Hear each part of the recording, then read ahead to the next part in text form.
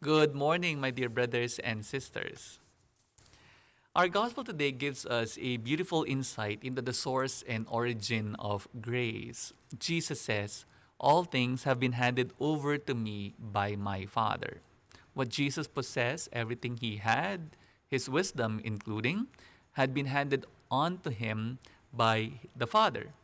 And so the Father is the origin of all things. And because Jesus recognized that everything came from the Father, he did not keep everything he had to himself. He also freely gave them all. He emptied himself, pouring everything out on the cross for humanity, for us all. As he had received everything from the Father, he in turn gave everything to us for our salvation. This is what we call the chain of grace. Jesus received everything from the Father. He then in turn gave them all to us freely. In that same spirit, the Lord invites us to continue on this chain of grace. We also receive from the Father through Jesus. We are then called to continue the chain of grace by giving and sharing the graces and everything that we receive and that we have to our brothers and sisters who are in need. We remember the very famous parable of the Good Samaritan, which I know you are very familiar with.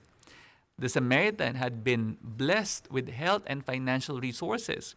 Proof to this is when he brought the man to an inn and prepaid everything before he left. And so he had resources, and he knew that these resources were not meant only for him alone. He was ready to use his God given gifts to benefit others. So that when he saw the wounded traveler, he immediately acted and he shared the blessings he had received with the man who needed help. The Samaritan for us was a true example of someone who had received a blessing and in turn became a source of blessings to others.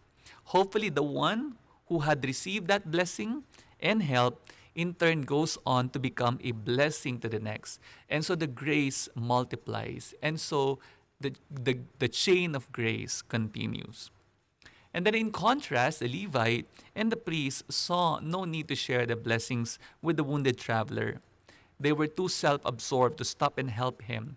They probably had more quote unquote important things to do. They felt they had no time for this stranger. Friends, it is easy to judge others, but we can certainly see in ourselves the same tendency to be so focused on our own concerns that we overlook or neglect the needs of others.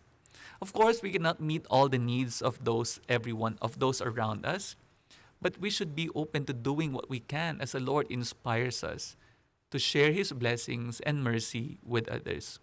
So the key is this: not to forget that all our benefits come from the Lord. Whatever we have is not ours to selfishly clutch to ourselves and refuse to share. Because the more we allow His life to flow through us in this way, the more He can fill us with graces, full, packed, and even overflowing. Amen.